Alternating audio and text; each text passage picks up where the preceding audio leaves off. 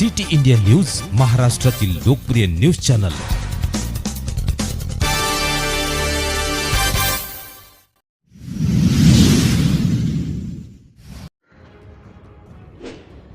महाराष्ट्राच्या सांस्कृतिक परंपरेचा गौरव रुखवत 13 डिसेंबरला चित्रपटगृहात प्रदर्शित।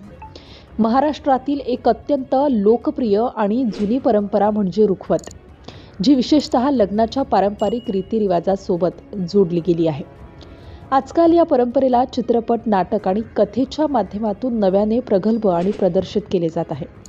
महाराष्ट्रातील परंपरा आणि संस्कृतीचे महत्त्व रुखवत या चित्रपटाद्वारे लोकांसमोर मांडले असून हा चित्रपट येत्या 13 डिसेंबर 2024 रोजी संपूर्ण महाराष्ट्रातील सिनेमागृहात प्रदर्शित होणार आहे। रुखवतच्या मोशन पोस्टरमध्ये वधूवराच्या वेशात सुंदर नटलेली बाहुली, मंगळसूत्र आणि हळदी कुंकू लग्नसरायाच्या धावपळीत लोकांचं लक्ष वेधून घेते। पोस्टरमध्ये खास आकर्षण असलेल्या संतोष जुवेकर आणि प्रियदर्शिनी इंदलकरच्या जळत्या फोटोमुळे या चित्रपटाच्या कथेची गोडी आणि गांभीर्यता स्पष्टपणे दिसून येत आहे। रुखवतमध्ये 2 प्रेमविड्यांची कहाणी अनोख्या पद्धतीने मांडली आहे, जी लोकांच्या पसंतीस उतरेल। संतोष जुवेकर, प्रियदर्शिनी इंदलकर, अशोक समर्थ, अभिजित चव्हाण आणि राजेंद्र शिसातकर हे रुखवत या चित्रपटात खास भूमिकेत दिसणार आहेत। चित्रपटाचे दिग्दर्शन विक्रम प्रधान यांनी केले आहे। विक्रम प्रधान हे एक प्रसिद्ध दिग्दर्शक आहेत, ज्यांनी आपल्या कथा आणि चित्रणाद्वारे दर्शकांना वेगवेगळ्या अनोख्या अनुभवांची वासना दिली आहे। रुखवतमध्ये त्यांनी सांस्कृतिक धारा आणि थ्रिलर कथानक यांचे सुंदर मिश्रण साकारले आहे। रुखवत हा चित्रपट ultra media entertainment private limited प्रस्तुत रबरी प्रोडक्शन निर्मित आणि निर्मिती बिंद्रा अग्रवालद्वारे केला आहे। सिटी इंडिया न्यूज करिता कार्यकारी संपादक संदीप पांचाळ। इथल्या रुखवताचा नूर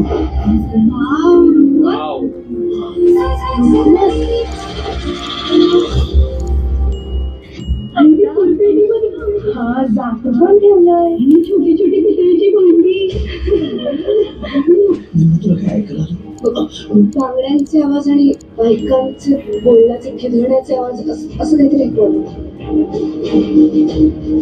ते आवाज जरा काही डोक्यात नाही। कुठलं?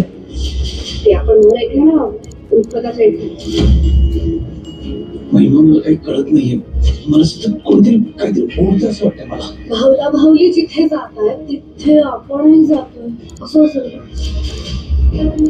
माझी दागिने, आईची नथ, आजीचा हार, हे माळ तर माझ्या लहानपणीची आहे।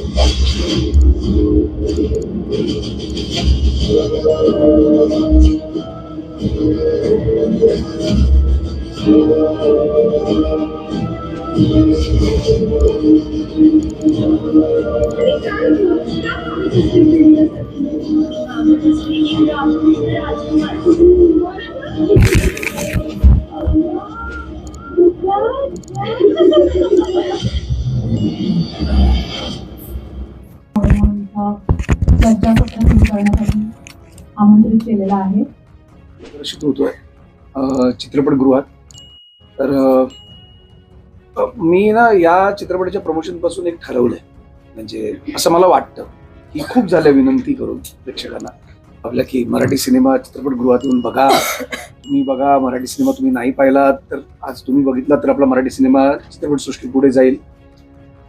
मला वाटतं की आता ना विनंतीपेक्षा मला वाटतं की प्रेक्षकांचं सगळ्यांचं कर्तव्य आहे, महाराष्ट्रातल्या आपल्या मराठी माणसांचं निदान ते कर्तव्य आहे की मराठी सिनेमा चित्रपटगृहात जाऊन तुम्ही बघा। सगळे सिनेमे बघा, कुठला सिनेमा बघू नका असं अजिबात आमचं म्हणणं नाहीये, पण मराठी सिनेमा हा अग्रगणी असावा असं मला वाटतं आणि हा चित्रपट बघायलाच हवा। कुठलाही मराठी चित्रपट असेल तो पहिल्यांदा पाहायलाच हवा, हे आपलं कर्तव्य आहे सगळ्यांचंच। 13 डिसेंबरला सिनेमा येतोय रुखवत, नक्की बघा। रुखवत बघण्याची 5 कारणं मी तुम्हाला सांगणार आहे। पहिलं, रुखवत हा विषय, हा सब्जेक्ट खूप लोकांना माहीत नाहीये। एस्पेशली आमच्या जनरेशनला रुखवत ही संकल्पनाच खूप परिचयाची नाहीये। त्यामुळे रुखवत बद्दल जाणून घेण्यासाठी जो आपल्या परंपरेचा भाग आहे, मला वाटतं हा सिनेमा महत्त्वाचा आहे। दुसरं, या सिनेमाची गाणी अप्रतिम झालेली आहेत, मजेदार झाली आहेत, ती बघायला आणि ऐकायला थिएटरमध्ये जास्त मजा येणार आहे। तिसरं, या सिनेमाची कथा, दिग्दर्शन ऑन पॉइंट आहे आणि कथा इतकी रंगून रंगून रंगून आपल्या समोर येते, इतकी छान रोमांचकारक आहे ती की ती अजून इंटरेस्टिंग तुम्हाला थिएटरमध्ये वाटणार आहे. चौथं, ह्या सिनेमाचं शूटिंग आणि व्हिज्युअल्स हे थिएटरमध्ये बघण्यासारखे आहेत. वेगवेगळा काळ या सिनेमात दिसणार आहे, त्यामुळे ती एक ट्रीट असणार आहे प्रेक्षकांसाठी. आणि पाचवं, पहिल्यांदाच संतोष जुळेकर आणि प्रियदर्शनी इंदलकर ही जोडी तुम्हाला दिसणार आहे. त्यामुळे या जोडीला बघण्यासाठी, या फ्रेश चेहऱ्यांना बघण्यासाठी नक्की थिएटरमध्ये येऊन उचलून बोलते. नाही माझ्यापेक्षा जास्त फ्रेश तू दिसतोस दादा. सो या जोडीला पाहण्यासाठी लहान आहे ती माझ्या. या जोडीला पाहण्यासाठी थिएटरमध्ये 13 डिसेंबर पासून रुखवत सिनेमा रिलीज होतोय. आपल्या जवळच्या थिएटरमध्ये जाऊन हा सिनेमा पहा. आणि 6वं कारण फार महत्वाचं, एकतर अनेक वेगवेगळ्या जॉनरचे सिनेमे येत आहेत आणि आता आपण अनेक सिनेमे वेगळ्या स्टाईली, टेक्निकली साऊंड, VFX, ऍक्शन पण येतात. अशा काळात मूळ मराठी सिनेमाचा गाभा असलेला सिनेमा प्रेझेंट करणं, तो निर्मितीसाठी ती हिंमत दाखवणं, ते पाऊल उचलणं, याकरता अल्ट्रा आणि सुशील सर याकरता थँक्यू की पुन्हा एकदा त्या काळात आम्हाला आणलं, पुन्हा एकदा प्रेक्षकांना तो काळ आणला. थँक्यू. थँक्यू. आणि जे सिनेमा रुखवत सिनेमा जे आहे त्याची जी स्टोरी आहे त्या प्रकारचा सिनेमा अजूनपर्यंत तरी माझ्या नजरेत मराठीमध्ये तयार झालेला नाही. This is the first time this kind of story we will be revealing in the theatre. So we can say that it's a infinity.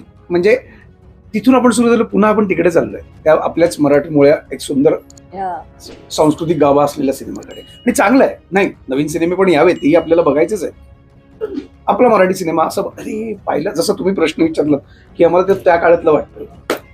Every 15 minutes प्रेक्षकांना काहीतरी डिफरंट वाटेल, काहीतरी एक झटका म्हणतो ना, तो झटका बसेल त्यांना.